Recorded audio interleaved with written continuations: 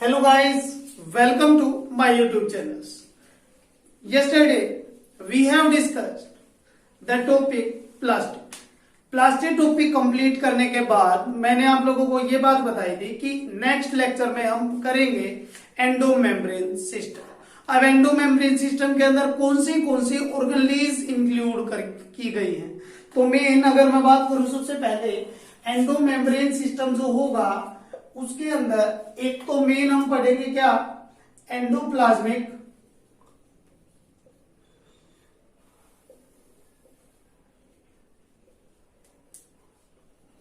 Reticulum, यानी कि सबसे पहले तो हम एंडोप्लाज्मिक रेटिकुलम की बात करेंगे। और क्या क्या था एंडोमेम्ब्रेन सिस्टम के अंदर, एक एंडोमेम्ब्रेन सिस्टम के अंदर आ गया आपका गोल्जी बॉडीज,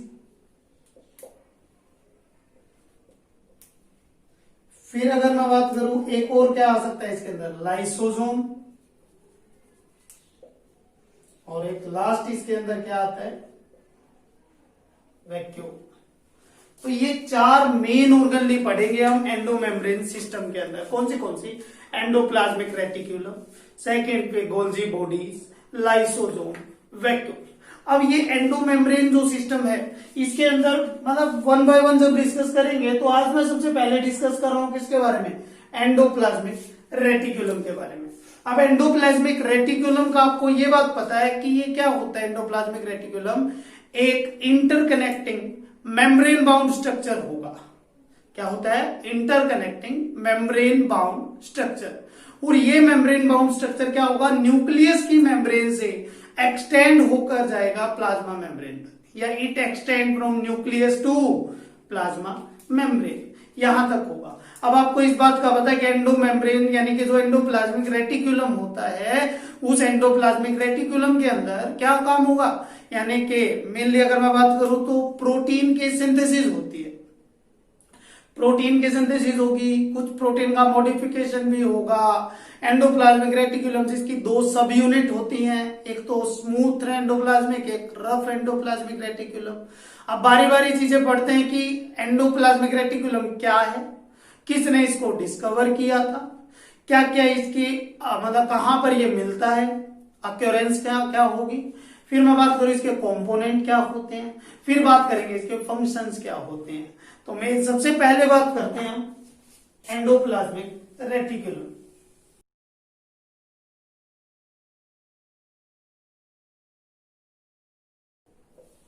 देखिए सबसे पहले एंडोप्लाज्मिक रेटिकुलम की जो टर्म दी थी वो दी थी एक साइंटिस्ट पोर्टर ने। Endoplasmic term was given by Porter, but जो डिस्कवर किया था इट डिस्कवर्ड बाय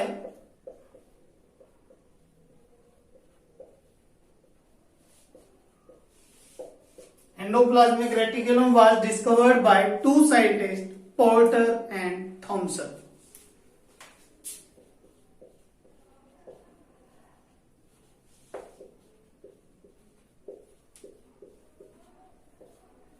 ये दो साइंटिस्ट थे जिन्होंने क्या किया था, एंडोप्लाज्मिक रेटिकुलम को डिस्कवर किया था।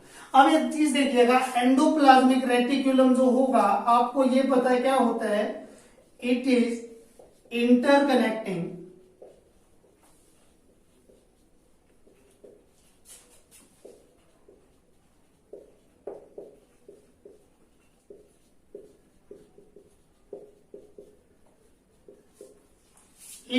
इंटरकनेक्टिंग मेम्ब्रेन बाउंड स्ट्रक्चर होगा। तो एक डायग्राम के थ्रू देखिए, जैसे मैं बोल रहा हूं कि ये आपकी एक सेल है,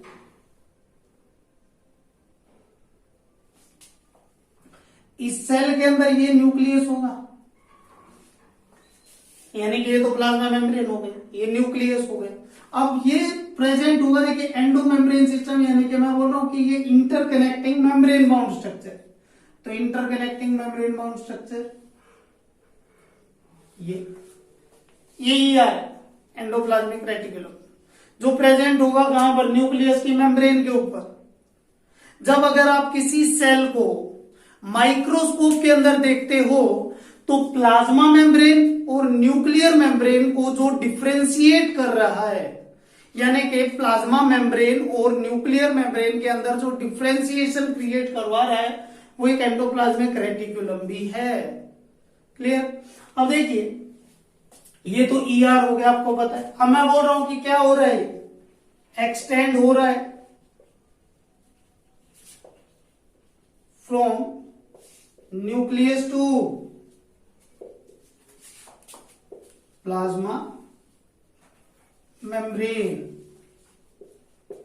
न्यूक्लियस टू प्लाज्मा मेम्ब्रेन के एक्सटेंड हो रहा है।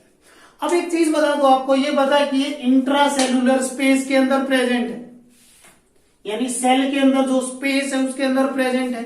अब मैं एक चीज बोल रहा हूं कि ये इंट्रासेलुलर स्पेस को दो डिफरेंट पार्ट में डिवाइड कर रहा है। क्लियर। ये क्या कर रहा है, इसके होने की वजह से, या सिंपल बोल दूं एंडोप्लाज्मिक रेटिकुलम की वजह से इंट्रासेलुलर स्पेस जो है वो दो डिफरेंट पार्ट में डिवाइड हो रहा है। क्या बोल रहा हूं मैं, जो इंट्रासेलुलर स्पेस होगा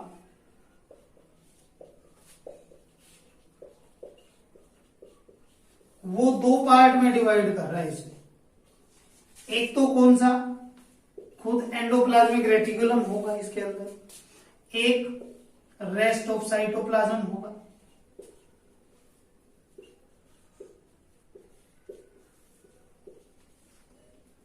एक तो क्या होगा ईआर, और बाकी क्या रह जाएगा, साइटोप्लाज्म रह जाएगा। अब जो ईआर रहेगा, मैं बोल रहा हूं इसको ल्यूमिनल स्पेस बोल दिया जाएगा। क्या बोल दिया जाएगा इसको, ल्यूमिनल स्पेस। और जो ये है इसको एक्स्ट्रा ल्यूमिनल स्पेस बोल दिया जाएगा।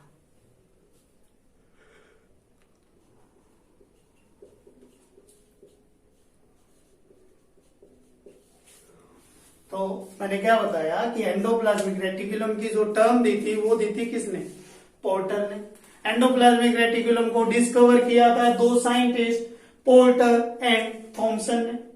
एंडोप्लाज्मिक रेटिकुलम एक इंटरकनेक्टिंग बाउंड मेम्ब्रेन ऑर्गेनली होती है जो प्रेजेंट होती है न्यूक्लियर की मेम्ब्रेन के ऊपर।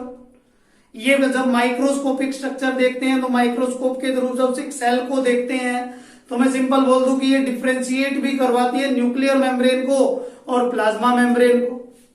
अब एक चीज देखिए, ये एक्सटेंड होता है न्यूक्लियस टू प्लाज्मा मेम्ब्रेन, यानी न्यूक्लियर मेम्ब्रेन से प्लाज्मा मेम्ब्रेन तक बढ़ सकता है। फिर आपने बोला कि इंट्रासेल्यूलर स्पेस, यानी इंट्रासेल्यूलर स्पेस को ये क्या करवाता है, दो पार्ट में डिवाइड करवाता है। एक तो एंडोप्लाज्मिक रेटिकुलम हो गया, एक रेस्ट ऑफ साइटोप्लाज्म हो गया। एंडोप्लाज्मिक रेटिकुलम को ल्यूमिनल स्पेस और बाकी को, ये तो ल्यूमिनल स्पेस हो गया, ये एक्स्ट्रा ल्यूमिनल स्पेस हो गया। क्लियर। अब इसके बाद में मैं बात करूंगा कि इसके मेन कंपोनेंट्स क्या क्या होते हैं। क्लियर।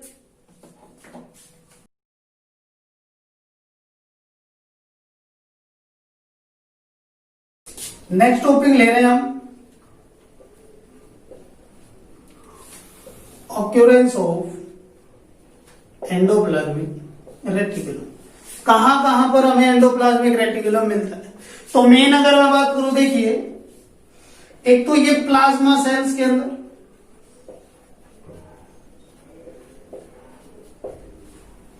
दूसरा अगर बात करें तो लीवर सेल के अंदर, तीसरा पेनक्रियाटिक सेल्स के अंदर, फोर्थ अगर मैं बात करूं जो टेस्टिस की इंटरस्टेटियल सेल्स होती हैं,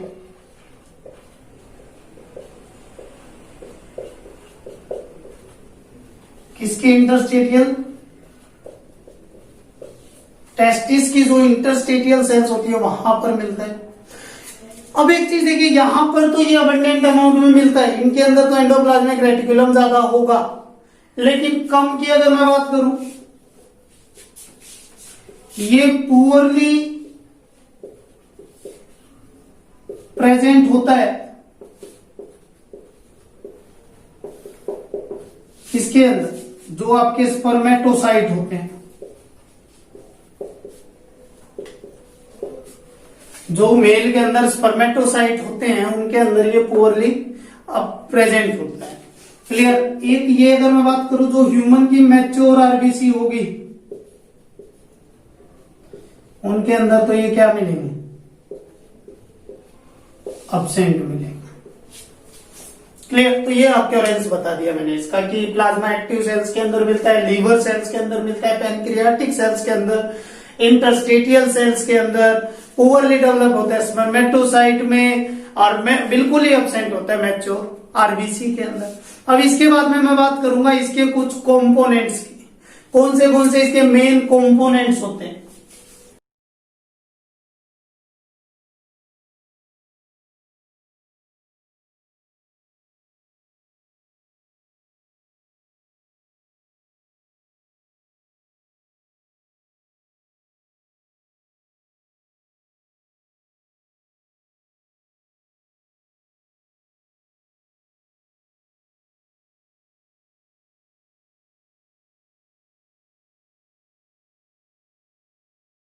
तो ये तीन मेन कंपोनेंट होते हैं किसके, एंडोप्लाज्मिक रेटिकुलम के। अब सिस्टर ने जो होगा, मैं बोल रहा हूं ये क्या होता है, इंटरकनेक्टिंग स्पेस या इंटरकनेक्टिंग स्ट्रक्चर होता है। क्या होगा सिस्टर ने, इंटरकनेक्टिंग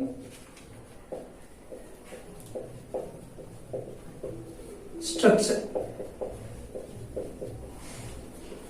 अब ये इंटरकनेक्टिंग स्ट्रक्चर कैसा दिखेगा, देखिए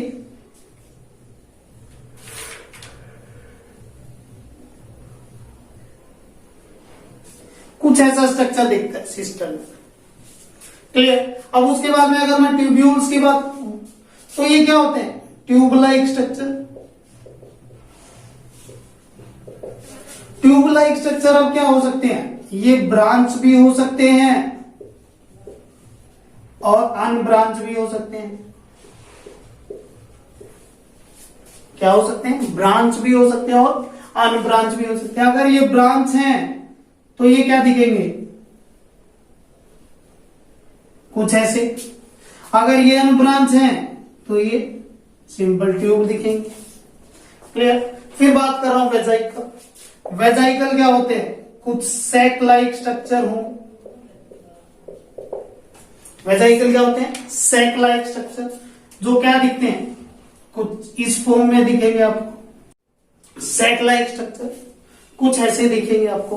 तो ये क्या होते हैं, डिफरेंट डिफरेंट टाइप के कंपोनेंट्स होते हैं, यानी कि ये सारी चीजें मिलकर आपके एंडोप्लाज्मिक रेटिकुलम की फॉर्मेशन करती है। देखिए आपको एक चीज का पता है कि एंडोप्लाज्मिक रेटिकुलम जो होगा उसके अंदर, देखिए जैसे ये मैं फिर बता रहा हूं, ये सेल, इस सेल के अंदर ये न्यूक्लियस, इस न्यूक्लियस के अंदर ये क्या, ये तो सिस्टर ने, मैं बोल रहा हूं इन्हीं के साथ साथ पर फ्यूजन होता है किसका, मतलब सिंपल वेजाइकल प्रेजेंट होंगे इनके अंदर, और वेजाइकल के साथ साथ इनके अंदर ट्यूब्यूल्स भी प्रेजेंट होंगे। ऐसे होते हैं एंडोप्लाज्मिक रेटिकुलम। अब एंडोप्लाज्मिक रेटिकुलम के कंपोनेंट्स के समझने के बाद हम बात करते हैं एंडोप्लाज्मिक रेटिकुलम की सब यूनिट की। आज तक आप पढ़ते आए हो कि एंडोप्लाज्मिक रेटिकुलम के दो टाइप होते हैं, वो टाइप नहीं है, वो उसकी सब यूनिट्स है। क्लियर। जो एंडोप्लाज्मिक रेटिकुलम, देखिए जब 9th क्लास के अंदर ये पढ़ाया जाता है कि एंडोप्लाज्मिक रेटिकुलम के दो टाइप होते हैं, लेकिन वो टाइप नहीं है, वो उसकी सब यूनिट्स है। और सब यूनिट्स दो होती हैं, एक तो स्मूथ एंडोप्लाज्मिक रेटिकुलम, एक रफ एंडोप्लाज्मिक रेटिकुलम। अब इन दोनों के अंदर क्या डिफरेंस होता है, पहले मैं एक बार इनका स्ट्रक्चर बनाऊंगा आपके आगे, फिर मैं इनके मेन डिफरेंस की बात करूंगा। देखिए अगर मान लो ये एक सेल, इस सेल के अंदर ये इसका न्यूक्लियस, और न्यूक्लियस के ऊपर ये स्ट्रक्चर प्रेजेंट है, कुछ ऐसे।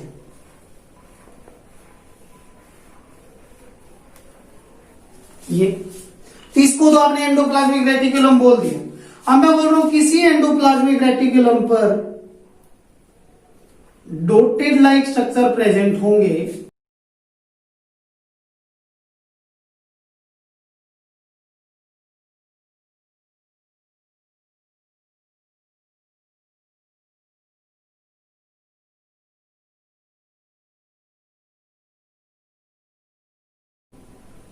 ये ऐसे। अब मैं बोल रहा हूं जहां पर आपको ये ब्लू कलर के डॉट दिख रहे हैं इनके ऊपर, ये ब्लू कलर के डॉट रिप्रेजेंट करते हैं किसको? राइबोसोम। किसको?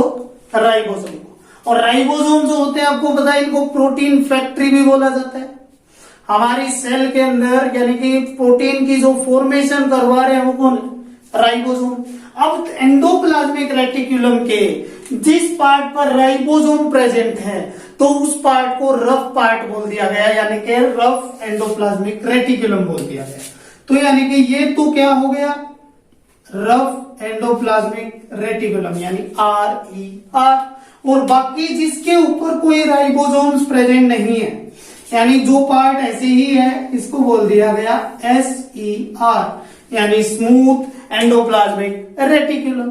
अब ये तो हो गया क्लियर इतना कि ये राइबोसोम्स इनके ऊपर प्रेजेंट होंगे जिस पार्ट के ऊपर यानी एंडोप्लाज्मिक रेटिकुलम के जितने पार्ट के ऊपर राइबोसोम्स प्रेजेंट हैं उनको तो रफ एंडोप्लाज्मिक रेटिकुलम और जिसके ऊपर नहीं है उनको स्मूथ एंडोप्लाज्मिक रेटिकुलम बोल दिया गया। ये तो था डायग्राम। अब मैं मेन इनके डिफरेंस की बात करूंगा कि इनके बीच में क्या क्या डिफरेंस होते हैं।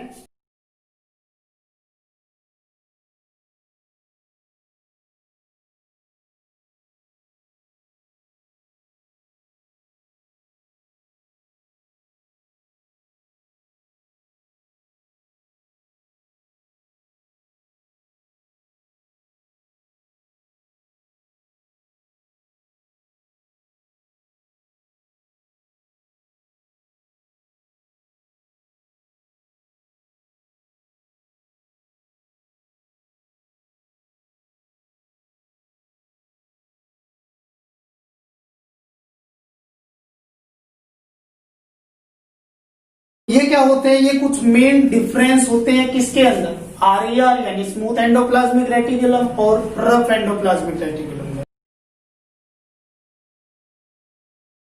देखिए इसके अंदर मैं बोल रहा हूं कि राइबोसोम्स प्रेजेंट होंगे, ग्रेन्युलर टाइप का होगा, राइबोफोरेन्स इसके अंदर प्रेजेंट होते हैं। कंपोनेंट क्या क्या होंगे इसके? फिर देखा कि डेवलप कहां से होगा ये। फिर आपने बात की कि इसके अंदर क्या होगा, कहां पर ये पाया जाता है। वही काम आपने इसके अंदर देखा, राइबोसोम्स, ए ग्रेनुलर, राइबोफोरेन्स, कंपोनेंट, डेवलप, फंक्शन इसके और कहां पर प्रेजेंट होगा। तो ये क्या होते हैं कुछ इसके अंदर मैंने मेन डिफरेंस की बात की। अब मेन डिफरेंस देखिए मैं बोल रहा हूं कि RER जो होता है RER यानी कि जिसके अंदर राइबोसोम्स प्रेजेंट होंगे। अब राइबोसोम्स प्रेजेंट होंगे तो आपको एक बात का पता है कि क्या होगा, राइबोसोम्स प्रोटीन की फॉर्मेशन करवाते हैं तो यानी कि इसका फंक्शन भी क्या मिलेगा, प्रोटीन की सिंथेसिस का। क्लियर? तो देखा मैं एक बार फिर से एक बार रिपीट कर रहा हूं इन फंक्शन को। राइबोसोम्स प्रेजेंट होंगे इनके ऊपर, फिर देखा कि ग्रेन्युलर टाइप होता है इनका, फिर आपने बोला कि राइबोफोरेन्स प्रेजेंट होंगे। अब राइबोफोरेन्स क्या होते हैं? राइबोफोरेन्स वो प्रोटीन होते हैं जो प्रोटीन इन राइबोसोम्स की अटैचमेंट में हेल्प करवाते हैं। क्लियर? राइबोफोरेन्स प्रोटीन्स होंगे जो हेल्प करवाएंगे किसके अंदर, अटैचमेंट के अंदर। फिर आपने वो देखा कि इसके कंपोनेंट क्या होंगे, तो RER का जो मेन कंपोनेंट होगा तो सिस्टरने। क्लियर? और आपने देखा था कि सिस्टरने का स्ट्रक्चर कैसा दिखता है, कुछ ऐसा।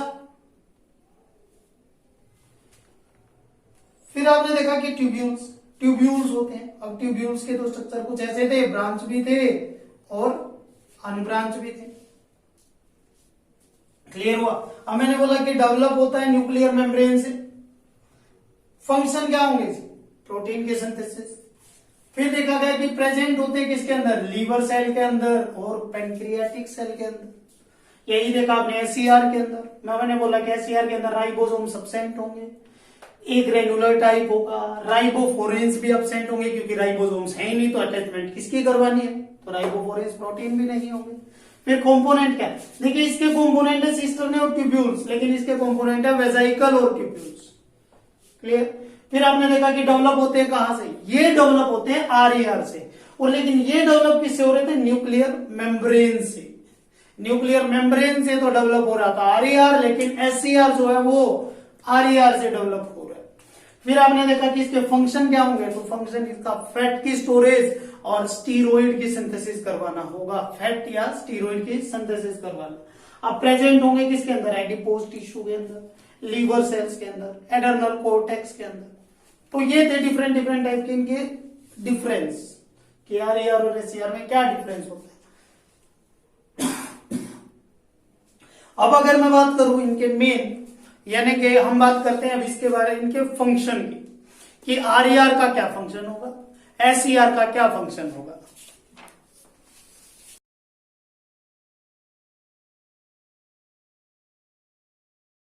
बस तो देखिए अब हम बात करते हैं इसके अंदर किसकी, कि इसके मेन फंक्शन क्या होंगे।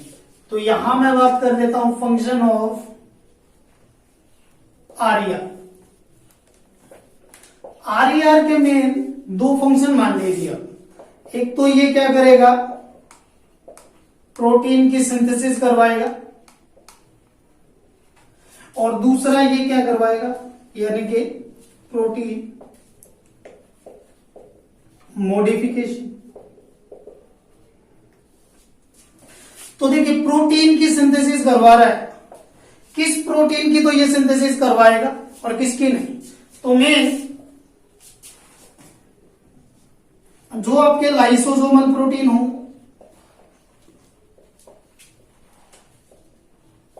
और जो आपके प्लाज्मा मेम्ब्रेन के प्रोटीन हो, उनकी तो ये सिंथेसिस करवा रहा है, उनकी तो फॉर्मेशन करवा रहा है। लेकिन जो साइटोप्लाज्मिक प्रोटीन होते हैं,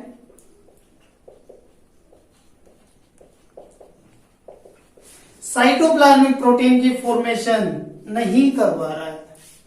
क्लियर। अब प्रोटीन की मॉडिफिकेशन, एक बार जिस प्रोटीन की मानो सिंथेसिस हो जाएगी ना, तो उस प्रोटीन को मॉडिफाई होने के लिए भेज दिया जाएगा।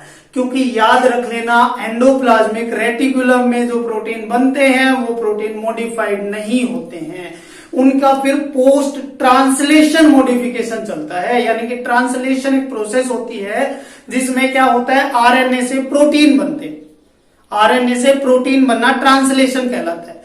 और जब प्रोटीन बन जाते हैं ना, तो मैं बोल रहा हूं उसके बाद में उसमें कुछ मॉडिफिकेशन होती है, और मॉडिफिकेशन के अंदर फिर प्रोटीन तैयार होते हैं। तो मैं बोल रहा हूं कि ये प्रोटीन मॉडिफिकेशन के लिए क्या किया जाता है, पहले प्रोटीन की सिंथेसिस जब हो जाएगी तो उसके बाद में प्रोटीन को मॉडिफाई होने के लिए भेज दिया जाएगा। क्लियर। तो देखिए आपने क्या देखा, मेन फंक्शन तो क्या है इसका, प्रोटीन की सिंथेसिस करवाना। किस प्रोटीन की सिंथेसिस करवा रहा है ये, लाइसोसोमल प्रोटीन की सिंथेसिस करवाएगा, प्लाज्मा मेम्ब्रेन प्रोटीन की सिंथेसिस करवाएगा। लेकिन जो साइटोप्लाज्मिक प्रोटीन होते हैं उनकी सिंथेसिस नहीं करवा रहा है ये। फिर आपने देखा कि प्रोटीन की मॉडिफिकेशन करवाता है, और प्रोटीन की मॉडिफिकेशन जब करवा रहा है तो यानी कि क्या कर रहा है, देखो ओलिगो प्रोटीन होते हैं उनको ग्लाइको प्रोटीन में कन्वर्ट करवाएगा। क्लियर। थोड़ी सी क्या रहता है, मतलब मॉडिफिकेशन के थ्रू ये क्या बना देगा, ग्लाइको प्रोटीन की फॉर्मेशन करवा देगा।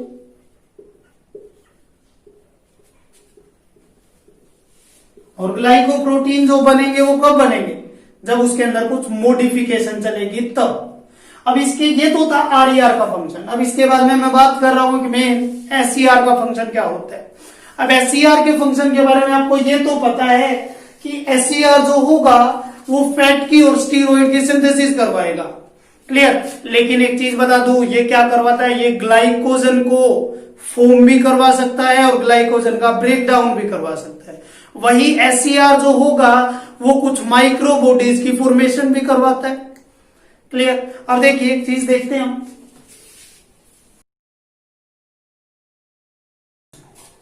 अब एससीआर का मेन फंक्शन अगर जान लीजिए क्या होता है, फैट और स्टीरॉइड को सिंथेसाइज करवाता है, फैट और स्टीरॉइड को सिंथेसाइज करवाता है। अब फिर आपने एक चीज और देखी, मैं बोल रहा हूं कि ये क्या काम करवा रहा है, ये ग्लाइकोजन को, ग्लाइकोजन का ये ब्रेक डाउन भी करवाएगा और ग्लाइकोजन को ये फॉर्म भी करवाएगा,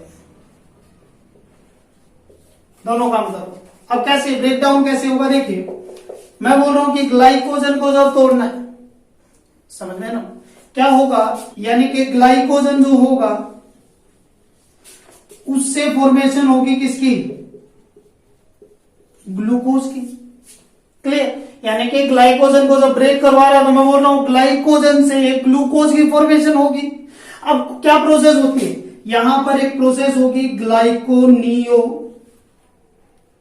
ग्लाइकोजीनोलाइसिस। ये एक प्रोसेस होती है जिसका नाम है ग्लाइकोजीनोलाइसिस। क्लियर, और ग्लाइकोजीनोलाइसिस के प्रोसेस के थ्रू ये क्या करवा देता है, ग्लाइकोजन को ग्लूकोज में ब्रेक डाउन करवा देगा। अब ग्लाइकोजन जो होगी, देखिए एक चीज मेन बात मैं यहां पर आपको एक चीज बताना चाहता हूं, सेल के अंदर जब ग्लूकोज आता है तो ग्लूकोज सेल के अंदर फ्री फॉर्म में नहीं रहता। उस टाइम पर क्या हो जाता है, वो बाय द हेल्प ऑफ मानो किसके एससीआर के थ्रू उसकी फॉर्मेशन हो जाती है, यानी कि क्या बना देगा, वो ग्लूकोज जो है वो ग्लाइकोजन में कन्वर्ट हो जाएगा। अब फॉर्मेशन कैसे होगी, यानी कि जो सेल के अंदर ग्लूकोज होगा वो ग्लाइकोजेनेसिस की प्रोसेस से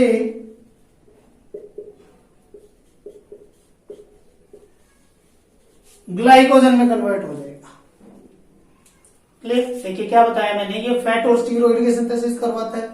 फिर आपने देखा ग्लाइकोजन जो होगा ब्रेक डाउन करवाएगा किसका, ग्लाइकोजन का, ग्लाइकोजीनोलाइसिस से ग्लूकोज में फॉर्मेशन करवाएगा ग्लूकोज की, ग्लाइकोजेनेसिस से ग्लाइकोजन की। क्लियर, तो ये कुछ प्रोसेस। अब एक और मेन काम होता है इसका क्या, कि ये माइक्रोबॉडीज की फॉर्मेशन करवाता है।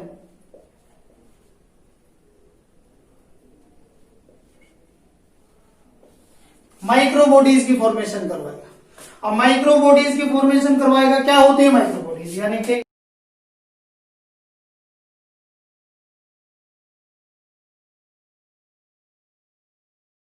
ग्लाइऑक्सिजन, ये और कुछ माइक्रो ऑर्गेनिज, यानी कि अगर मैं बात करूं माइक्रोबॉडीज आगे चैप्टर में आएंगी, इसी चैप्टर में तब मैं अच्छे से डिफाइन करूंगा। तो देखिए आपने देखा स्टीरॉइड का, ग्लाइकोजन का और माइक्रोबॉडीज की फॉर्मेशन करवाता है। ये फंक्शन होता है किसका, एससीआर का। तो यहां पर आपका एंडोप्लाज्मिक रेटिकुलम कंप्लीट होता है।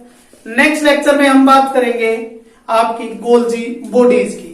अब गोल्जी बॉडीज की बात करने से पहले, यानी कि किसने उसको डिस्कवर किया था, वो सारी चीजें नेक्स्ट लेक्चर में करेंगे। अब मैं बोल रहा हूं कि इस चैप्टर में, यानी कि इस टॉपिक में जो भी आपके डाउट आ रहे हो वो मुझे आप कमेंट सेक्शन में लिखकर जरूर बताएं। मुझे ज्यादा वीडियो को ज्यादा से ज्यादा लाइक करें, शेयर करें, मेरे चैनल को सब्सक्राइब करें, और जो भी डाउट आ रहे हैं वो मुझे आप यानी कि कमेंट सेक्शन में लिखकर बता सकते हैं। लेकिन आप मुझे फॉलो कर सकते हैं आपके टेलीग्राम ग्रुप पर, और टेलीग्राम ग्रुप का लिंक जो है वो डिस्क्रिप्शन में है। Thank you.